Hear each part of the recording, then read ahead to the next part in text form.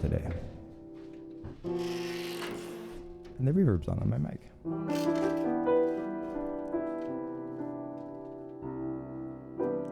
I haven't been playing the piano at all. I should a little more. I've been playing on my own, just not on the podcast. Check 1, 2. Good morning. We need one of those catchy Good intros. morning. Those catchy musical. Mr. Rogers, you know, I'd like to be your neighbor.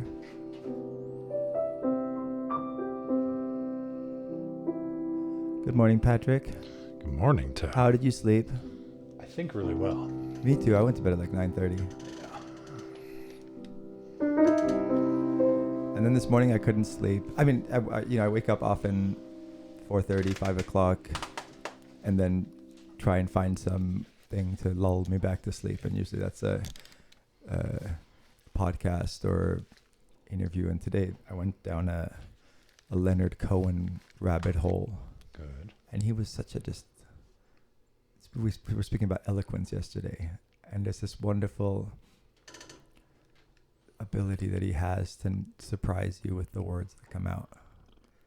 He could be asked a simple question, and I noticed in a couple of them he was asked the same thing, and I was expecting him to come out with the same answer, and it was just completely new, and just his choice of words, and you could see that he's a poet and a seeker, and in one of them he was talking about, they asked him why he went off to meditate. He went to a monastery for years. He became an ordained monk, and he had met this guy that he really admired, who was like almost 100 years old, and he said, well, he just happened to be a teacher in a monastery, so I went there. If he had been a physics professor, I would have gone to Heidelberg and studied physics with him, whatever it was. I just wanted to be near this guy. And then he said that it took years to he said it would, you only go to this sort of thing if you're in deep pain or your things aren't working for you, and that he suffered from serious depression, and then he said it took years to learn the lesson. And they said, well, what was the lesson? And he said that I didn't need help, that I didn't need a teacher, and I didn't need these lessons. So it was this wonderful paradoxical idea that he went to learn that he didn't need to have anything that he had to learn. That sounds like too easy of a parable. Maybe. Because he still had to learn that he didn't need that. He still had to go in order to learn that he didn't need it, which means he did need it. My cousin, yeah. There's no counterfactual. There's no way he could have sat in his studio in London and imagined going. Yeah, and then they asked him, like, well, what would you worry if you cured yourself of your depression? Your best songs are your saddest, like your most depressing. So would you worry that you wouldn't have the creativity anymore? And he said, no, that's an easy thing to think. Actually, the writing is a triumph over the sadness. It's not a result of it. So, but that goes back to our ongoing theme of, whether you need to suffer in order to create. I remember I asked one of my flamenco friends this, and he said, of course, I'm never going to, if you put my hands against the wall, I'm not going to want to have suffered, or I want to suffer. But in order to express ourselves the way we do, you have to have suffered. So it's this paradox. And I'm sure it's the same with Leonard Cohen. He didn't want to admit it, but I'm sure that sadness did give birth to some of his best work. And I really like that answer, that the published works were triumphs over the depression rather than reflections of it. There's that the study looking at poets those who committed suicide and those who didn't, and the word frequency of their published poems. The more likely word, the one more likely word in the published works of those poets who ultimately did end up committing suicide was I. But the logic there, the underlying logic there, is that the final output, the final artistic output, is in some sense a mirror, is in some sense a reflection of what's happening on the inside of the mind. And I like Leonard Cohen. I like this counterpoint from Cohen that actually, no, it's a triumph over that. It's not a reflection. It's a triumph over that. Yeah. My cousin Claudia met him just as he had come out of the monastery. And she said, what did you learn as the most important thing in life after 10 years of meditation? And he just kind of had his mischievous grin, and he said, pussy. Maybe this is something about him not giving the same answer to the same question as His answers are just he's desperately trying not to bore himself. Yeah, or others. Yeah, yeah. But fundamentally, it sounds like himself. If you give a different answer each time to a total stranger who's asking you a question you've heard before, by virtue of you giving a different answer, you're just trying to stay not bored. Yes. You know that you Stay can fresh. do the, you know you can do the autopilot. You know you can give the answer that has worked before, but you got to stay fresh. Yeah. Yeah. And also he was a ladies' man. This is a charming kind of Scandinavian woman talking to him like, why do women always want to take their clothes off for you? And he said, well, I hate to break it to you, but that's kind of what happens between men and women. It's like, it's been going on for a long time and I'm not alone in it. Right. But he's very charming. He's very charming. I highly recommend. There was a film I saw about Leonard Cohen where he reads, where other people sing his songs, and then in between each one there's like interviews with him, and the covers are fine. You know, I mean, some of them have been so overplayed. People forget like Hallelujah is originally by him, and the song's been completely destroyed by being overdone by a million different people. Mm-hmm. But so those are fine. But the interviews in between are so compelling, and I've always been interested in people who use language as poetically and musically and surprisingly, and like Terence McKenna is one of my favorite people to listen to, and there's very few concepts of his that I would like want to reiterate or try, and yet he could just be describing what he had for breakfast and I would just enjoy his choice of words. And I've always just been interested in that formal use of language. I guess maybe it comes to my music, you know, it's in line with my love of music. Yeah. Eloquence. Let's talk about this idea of artistic output, and it's like what you learn, what you can learn about the artist from it. You've output many things. Do you think someone would get a sense of who you are from your artistic output alone? So what percentage of you do they learn if they watched every film you've made? So like I remember early in my 20s, I tried to get an agent for my photography, and I showed my work and they said, yeah, there's a lot of individual photos that are beautiful, but there's no consistent style so that people would know what they were going to get, and therefore, no thank you, right? Yeah. And then I went like 10 years later again, and I'd made a couple of films, and I'd, done some other things, and then I went to this nice agency in New York, and they looked and they said, yeah, well, you know, you're an unusual client because you're not just a photographer, but when we look at your photos, and we look at your films, and we look at anything that you've done, there's a consistency, and I couldn't see it because it's like they say, who discovered water? We don't know, but it certainly wasn't a fish, right? Like if you're that close to it, I see it. I still saw a disparate thing, but I was so happy to hear this, right, that they could see my imprint in the various media. And they said, that's what people want. Like when they want to hire a photographer, they're not interested in the subject. They're interested in the eye of the photographer. And it should be consistent, whether they're photographing a product or a model or, you know, a scene of some kind. And that's what you're getting. And they said, like in your 20s, you shouldn't have that yet. You should be seeking it. Mm-hmm. If you come to it too soon, it's probably shallow, right? Sure. And you see this in people who do very well in their first film, for example. Often they don't become great filmmakers after that. They have this one kind of... Well, they've put their entire lives up until that point. Yeah. Into that kind of first act. There's a lot of novelists, I think, that should have stopped at one. Really? But then you become a novelist at that point. It's part of your identity, so you think you should just write more. But instead, they've put all their life lessons into... But it's just that single act. It's something that you can't control. Like having a style, it's so elusive, the idea of it, and what it actually even means. And I think that it only comes from consistently doing something. I mean, it just you start to develop a relationship with the medium and with the world around you and with your way of interpreting it. And it's tricky because you don't also want it to become limiting.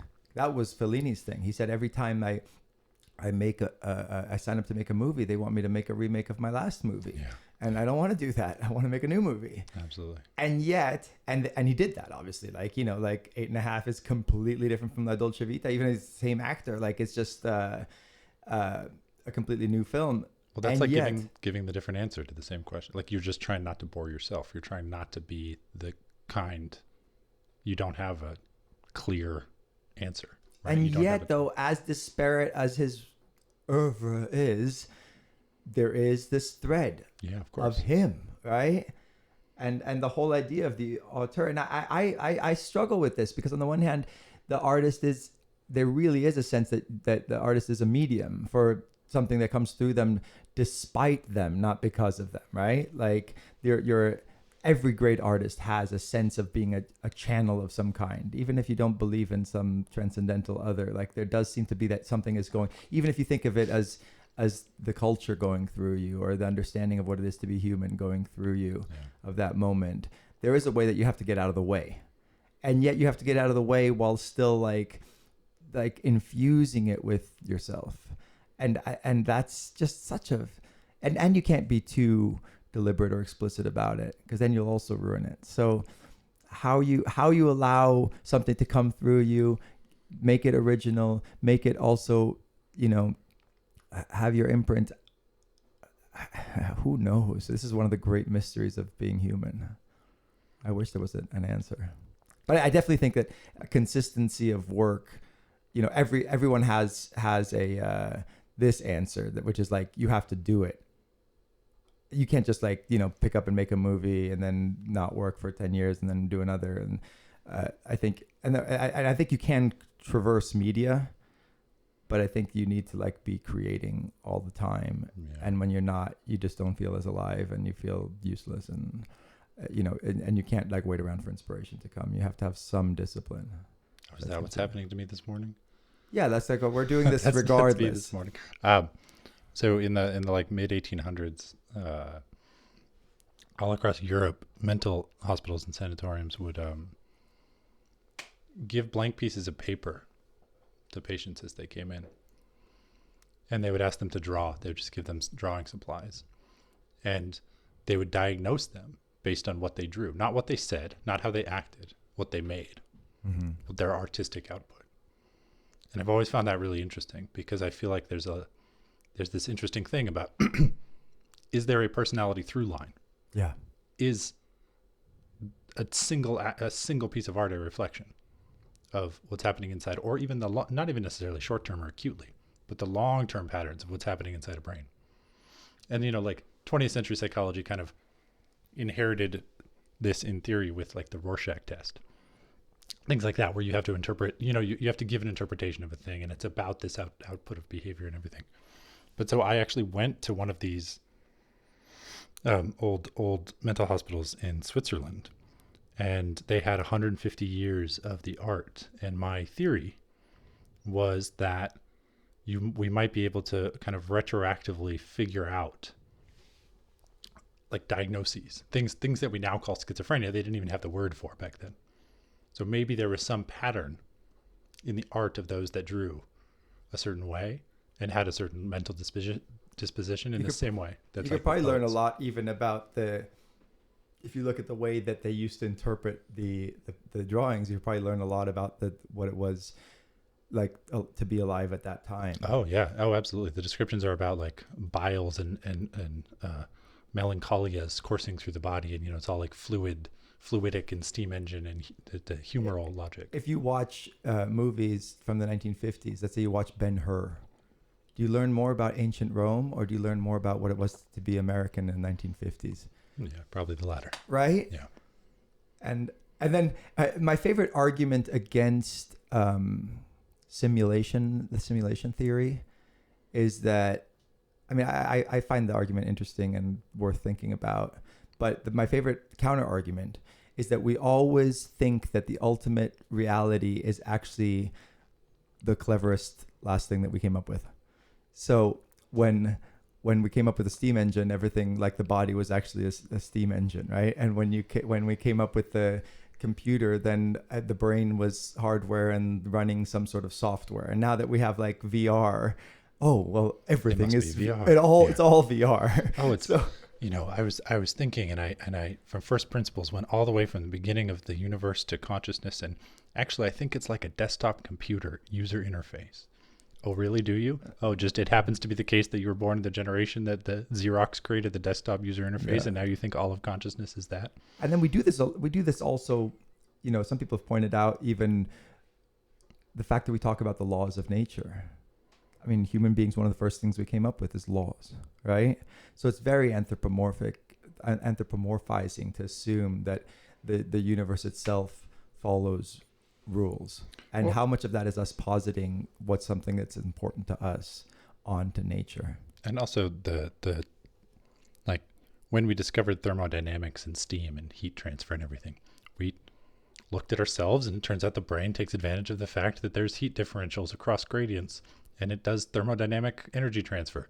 And then we discovered electricity, and then we looked in the brain, and it's like, oh look, it also figured out electricity way before we did.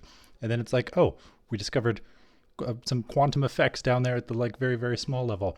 And then you look in the brain, it's like, oh, actually synapses are using quantal moments and quantal effects. Oh, gee, every single time we discover anything interesting in nature, we then realize the brain has taken advantage of it. The idea that that's also true, right? Yeah. I mean, well, but, and then the idea that we are at the end of discovery and that the next thing we discover will not also be exploited by the brain. Seems a bit absurd. We just don't know, right? It probably will. So the idea that we have anything like an understanding good enough to create the right metaphor for how it works, for artistic output, for any of these things. But the counter argument to what I just said is that the old metaphors, they also still correct. So when we thought of the heart as just a pump, when we figured that out, we still think of the heart as a pump, right? We don't think of it as running a software program and everything like that. So some of these discoveries are just objectively true, and the metaphor fits, and we can keep using the metaphor, right? Yeah. Early anatomists would cut the arms of cadavers, and they saw these cross sections of these large tendons that were coming out of the arm, and so they named the neuron itself. They mistook those tendons for neurons, for the things that were operating and controlling our hands, and they named them neurons because that means a puppet string. So neuros pastos is ancient Greek for marionette. Really? And the neuro part is the string. That's cool. So it's just the strings that, control us. Wow, that's very cool. So, what should we talk about next? There was no pattern to the art, by the way. The schizophrenic art in the museum, no pattern. It was too hard. But what I find really interesting is there's this guy, Louis Wayne. He was this artist who developed schizophrenia, right? He draws cats. Do you know the Louis Wayne cat? No. Like around the turn of the, I never know how to do that. Turn of the 19th century, from 1899 to 1901. Yeah. Around that turn of that century, the Louis Wayne cat was like a thing that everyone in America knew. It was like a postcard. You'd send people postcards. The Louis Wayne cat. You'd have pictures of him, of these cats in your house. He was famous. He was president of the National Cat Society, and he goes schizophrenic. And as an artist, you can see, like, right, the way the narrative is often told, it looks like his art devolves into some like fractal abstract madness. There's a picture of a cat, happy cat drinking like milk tea, sitting around a table like a normal cat. And it just gets like weird and abstract and dark, and there's no such thing as a border between the inside the cat and the outside the cat anymore. And there's these wavy lines emanating all throughout the paint, and one of them is titled "The Fire of the Mind Agitates the Atmosphere," which I think is like, I told Werner Herzog that once, and he was like, "That's a title." Yeah, it's great. That's a title. Yeah, it is. So the fire of the mind agitates the atmosphere, right? And but if you actually look into his real biography instead of the narrative as it's told, the like really abstract fractal like mandala like things that he ends up drawing at the end of his career around these cats, his mother made Indian rugs full of mandalas. So one interpretation is that he kind of went mad, and the art was a reflection of what was happening inside his psyche, which looks very much like an LSD trip, like the visual hallucinations induced by an LSD trip. And so people think that's what schizophrenia might be. But it's also the case you have to look and ask his like developmental trajectory. And it turns out he was surrounded by this type of art as a kid. So you don't know that it's a reflection of his inner state. And it's also the case that the paintings, and his in particular, are often presented out of order. He was fully capable, while in the mental hospital, of creating just like normal, non-surreal art. And so it's just this interesting thing to me about, like, I guess how we, like the interviewer's comment to Leonard Cohen, like, oh, you make your best songs when you're sad. Like, who the fuck has the right to say that? You know, like, what critic from the outside or what listener has the right to say that, or his best songs are sad? Yeah, he said that they are the most depressing, she said. Well, but the implicit, I mean, there was still an implicit argument that, oh, would you want to cure your sadness and depression because your best songs are depressive? That was the question, right? Yeah. So implied in there is a linkage between his actual emotional state and the artistic output. Yeah. And you're saying that's a little presumptive. I'm saying, yeah, I'm saying it's one of the questions that most fascinates me. I've been thinking about this for a long time. I literally went to this Swiss mental hospital for like 2 weeks just to study this. And it comes across in every art form, which is what I like. It's agnostic to art form. You know, you might be able to detect cadence changes in speech. If someone's art form is just podcasting, like maybe you could do some sort of frequency analysis and figure out their mood just based on the tone of their voice for a given day. In the same way that the doctors back in the day would just give a blank piece of paper and have them draw something. Right now we're drawing something on a blank acoustic sheet of paper that we started at 7:30 a.m., right? One of my hopes for an afterlife always is that, you know, we could never, Leonardo da Vinci, when he was painting, would never have imagined that once he's painted over something, that it could be rescued. That whole idea of an X-ray and like the fact that we can see the previous drafts of the paintings underneath. Any, you know, scientifically minded person at that time would just say, it's gone, it's erased, right? And so neuroscientists now say, if once you're dead, even if you freeze the brain, like all those electrical impulses are gone, right? And it's very unlikely that we'll be able to resuscitate the human. But I wonder if like there might be some future technology in 10,000 years that just is able to look at a couple of these videos and deduce from something that is super unlikely to us the entire human. Yeah. It might be contained in a gesture or in the tone of voice or, Absolutely. You know, and so I know like Stephen Wolfram is obsessed with documenting himself. Like he's recorded every keystroke he's made for the last like 30 years. And then he makes countless like videos of himself and everything with the same idea that maybe they'll be able to use that to reconstruct him one day. Well, it's really sound. I mean, if you look at like just an audio recording from the 70s, let's say half-hour audio recording from the 70s, random person, you might now, it's the same thing that's happening with forensics and crime scenes, right? Where like now we have the genomic and the family ancestry data decades later to actually go back and understand who this person was. That same recording from the 70s, just a 30-second audio snippet. Now you could do sentiment analysis. You could figure out their gender probably. Like the AI came in with enough data, and now you can extract so much more information from that single 30-minute clip. Yep. Whereas if you listen to it in the 70s, you could probably maybe pick out gender. Maybe you could infer emotional state based on the actual content of the words. And maybe if it was like the accent was strong enough, you could be like, okay, that's a Brooklyn accent.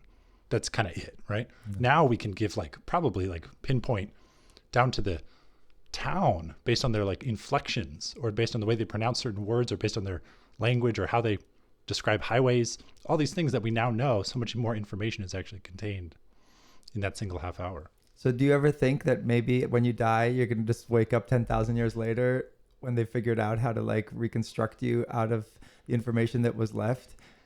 And then would you want that? And then I always think like, totally want that. And then I think like, okay, I got to live a life worth resuscitating because they're going to have billions of options, right? Of who they're going to like bring back. And I often fantasize, for some reason, a daydream I have very consistently for years is like bringing geniuses back from the past and how would they react? Like musicians. Like I always think like, okay, what if, we could just like get, Chopin or Beethoven or Mozart here now, and then introduce them slowly to the evolution of music after they died, and then make them hear jazz, and then make them hear electronic music. Is there any world in which they would actually comprehend and appreciate the progress, or would they think just everything's just gone to shit, right?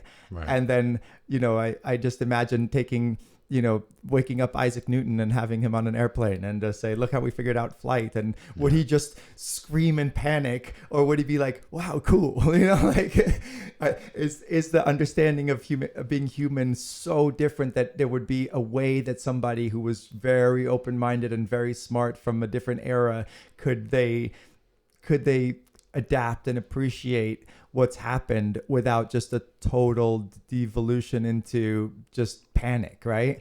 And then I think about that, and then I think about me waking up in 10,000 years and what life may be like. I mean, it changes so fast, so like it's really impossible to project whether we will, have bodies and be in places and speak to each other, or is it just going to be some weird psychedelic experience that's like connected to computers. Everyone and might be walking and around silently. You might wake up and because they're just telepathically communicating through their brain chips. I do think sometimes like what one object would I pull back? Like would I go straight to the neuroscience section of the bookstore if I woke up thousands of years from now? And I've always wanted like a science fiction self-help book. Like, what would the self-help book section look like 500 years from now or 5,000 years from now? Because there obviously will be there has been since antiquity, and there will be as long as there are people. And I just love this idea of like what is in common and what is different about the kinds of needs people have then. Like you can learn knowledge, yes, you can bring back facts, but I kind of want to bring back like emotional states. I want to understand what people are concerned with. Because it might be so strange, but it also might be so familiar. Someone tweeted this morning, I saw, I used to live in the world and occasionally glance at my phone 10 years ago.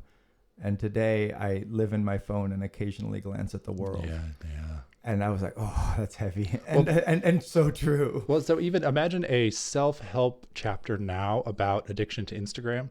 Mm-hmm. And then try to translate that to someone 100 years prior, right? And so like what the social rules of who learns what when, who looks at what when, who's keeping track of who looks at what when, who has seen a thing versus who has interacted with a thing, like that just wasn't data that you had 100 years ago. So would they even understand the social implications if they read that? And that's what I love. I want to read 1,000 years from now a chapter of a self-help book about like, the social grievances caused by telepathic communication when you accidentally overhear someone, or like these weird social rules that will exist and adapt. We forget like how jarring like our existence would look like. I remember in 1998 I was in Spain, and I made friends with this old designer from an American who had moved to Morocco and designed all these hotels, named Bill Willis. And he came to visit in Seville, and we were sitting in the lobby of a hotel, and he had an assistant with him, and the phone rang, and they said, here, they need to say something to you. And he looked mortified, and he took the phone and he said, yes, okay, I'll talk to you later. And then he hung up, and then he looked at his assistant. He said, don't you ever hand me that thing when I'm talking to people. And like the idea that of talking on the phone while sitting with people are there was so just like appalling to him, and such a breach of like decent manners, right? I still find it appalling. It's changed, but I still find it appalling. No, but I know. And I remember like it was considered extremely rude in the early days to have the phone at the, even sitting on the table, right? Yeah. And only the most crass people were doing that. Right. And then it's just like slowly become more and more acceptable. And now, of course, luckily there's a backlash, right? Like there are like great restaurants now where you have to hand your phone in at the door. Yeah. And so people are recognizing. But I think that level of I think back often on that level of kind of physical repulsion that we just don't have anymore. And I think if people saw the amount of time we spend, I mean, literally like 7 hours a day sometimes. I know. It's really like, and I think that the only reason we accept it is because we all have the same addiction. And if it was just a few people, you would think like you would really feel sorry for them. And there are many companies out there that are looking at the behavior of you holding the thing the exact same way that those psychiatrists in 1850 were looking at the patients that came in to try to diagnose them, right? There are companies that are working specifically on like how quickly you move your thumb, how quickly you type. Are you manic? Are you about to enter a depressive episode? How quickly are you moving? Are you pacing? Are you totally still catatonic in your bed all day? All of these things are kinds of behavior. They're kinds of output. And so we're not drawing anymore on blank pieces of paper with charcoal. We're drawing with our thumbs and fingers. This French woman decided that she wanted to get her profile from Tinder because she got into these dating apps for the first time, and then she was like, I wonder how much because she heard from someone that you have like a desirability rating on Tinder to make sure that you're only seen by other people who have this similar desirability rating. And she's like, well, what else do they know about me? Yeah, and it took 800 pages of data they had on her. There's a tiny e-commerce company that has every mouse movement. I think they got bought up by Amazon. I forget who bought them. They had every mouse movement from 2002 to 2010. They don't know what to do with it, but they're hoping. They're holding on to it and hoping. And I'm kind of hoping too. On the one hand, I think like, oh, what a breach of our privacy. But then on the other hand, I think there's no human who's going to like look at those 800 pages of my Tinder profile or every mouse click. So cool. Like maybe there is an algorithm that will know, our sense of what privacy means. I've never been a very private person to begin with, so I don't have like a revulsion to like giving that up. I actually think it's really neat, the idea that like all this information is being stored. The documentarian in me definitely is stronger than the privacy advocate in me. Yeah. So the idea of like documenting all of this stuff for humanity to later have, there's already the concern that we're living in a dark ages now because all the hard drives and everything that we're storing stuff on are so ephemeral, right? Like all the websites, all the content that we're creating probably will just be gone. Like already like stuff from 20 years ago, the files types are no longer the readable. Golden record. Goddamn, it's a goddamn record. We sent a record out into space. Yeah, but at least it's still legible. Yeah. Whereas the hard drive, it's just like it has a lifespan of 3 years and then it's done. Yeah. So I would love to be able to just like, I mean, obviously we should have access to it, and we should control how it's marketed and whether our information is sold and all this. I mean, we've talked about. I want you to talk about 23andMe. Why you won't do it? I won't do it because the human genome is more valuable to them than they let on. Mm-hmm. And if they paid me half of what it's worth to them, I know the number, but I shouldn't say it publicly. And I just want half of that. It's in the tens of thousands of dollars, right? I can't say anything. Okay. And like that's all it is. Just like on their internal spreadsheet, their value of a genome, because they get the rights to your genome in perpetuity for the rest of your life. That means probably your ancestors. That means everybody around you, and also they, your the kinds of insights that you can generate from your extended family tree, and what that means in the personalized healthcare that will happen, and when you have personalized drugs in the future, and when we're all in hospice care. You might have to pay them a licensing fee to use your own genome, and that's fine. I mean, it's beautiful data. I really desperately want to know where I'm from. Like, I would love to know. I don't actually know. I have no idea my genetic provenance, and people always come up to me and say, like, "What ethnicity are you?" And you can take me home to your Israeli or your Palestinian grandmother, and they're both like, "Oh, great, you're one of us," and I have no idea, and I would love to know, but I just want to be treated fairly, and I want the value to be split.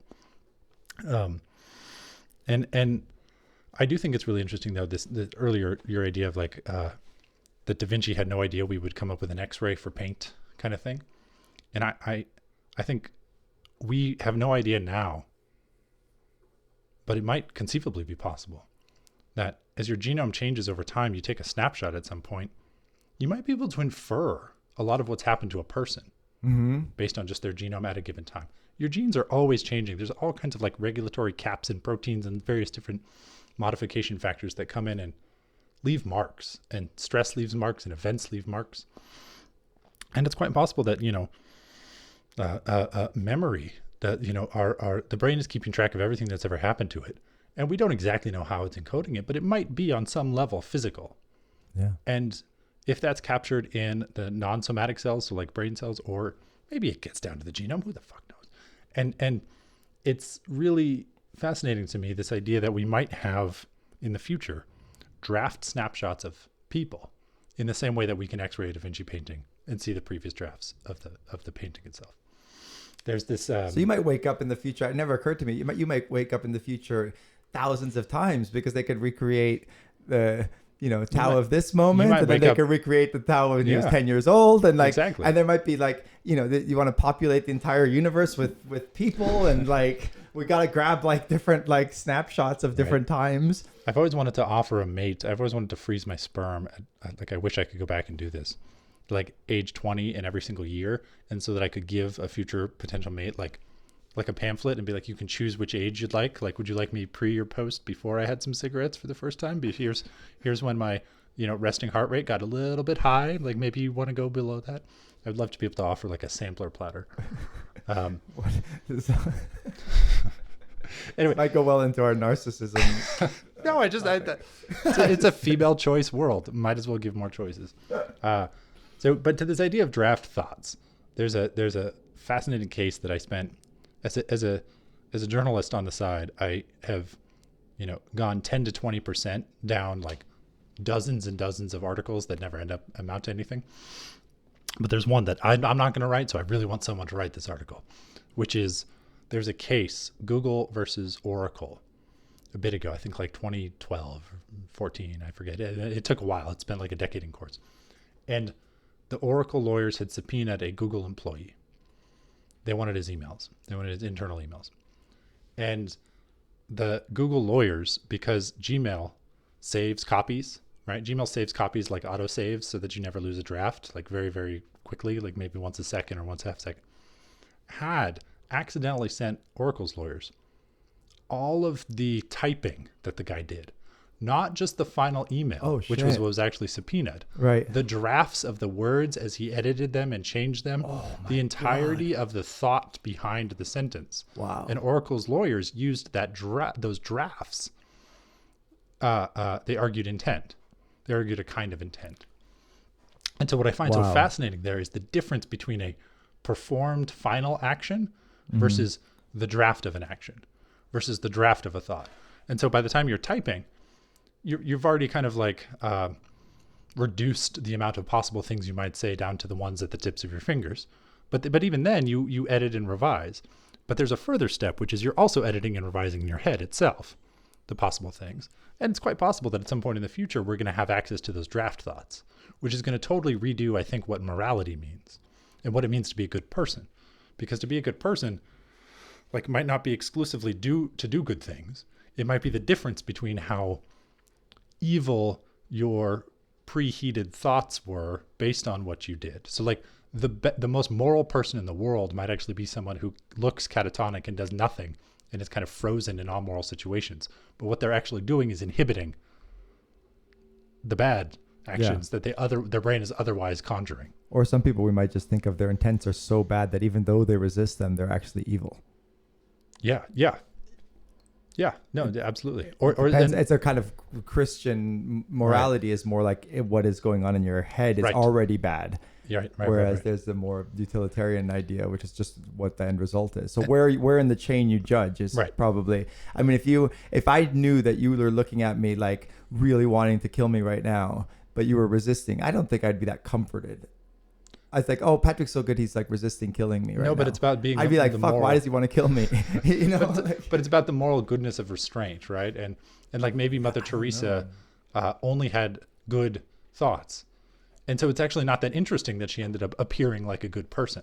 Although she was horrible, supposedly. According to Christopher Hitchens. Everyone's been canceled these days. Who hasn't been? She was early canceled. She was early by the Hitch. He wrote a whole book against her. All right, the concept of Mother Teresa applied to an actual good person. Let's go with that. I mean, I think there's something. People who get that famous for being good, there's probably something questionable. Because there's, anyway, I don't know enough about Mother Teresa. I'm not going to try and take her down. Yeah. Alexander Coburn said, if you were a beggar in the streets of Delhi, would you rather run into Mother Teresa or Christopher Hitchens? Probably Mother Teresa. So Anyway, should we just stop? We're 40 minutes in. I think this is pretty good. Sure. I think this is a fun little fast conversation that hit a bunch of different random topics. Tell us in the comments what you like, what you don't like. And tell us what you think do sentiment analysis on our voices and artistic output, or word frequency. Anyone out there, run us through a word cloud, figure out what we most like talking about. The way we do this is at 7:30 a.m. in the morning. Try to do it every day. Patrick just walks in here and then he'll text me like, I don't know what to talk about. I don't either. My mind is blank. My mind is blank. So is that good? Should we plan more? It was perfect. It was like the blank piece of paper handed to the 1850 psychiatrist. And here we are, psychotically talking away, rambling away. See you tomorrow. Bye, everyone.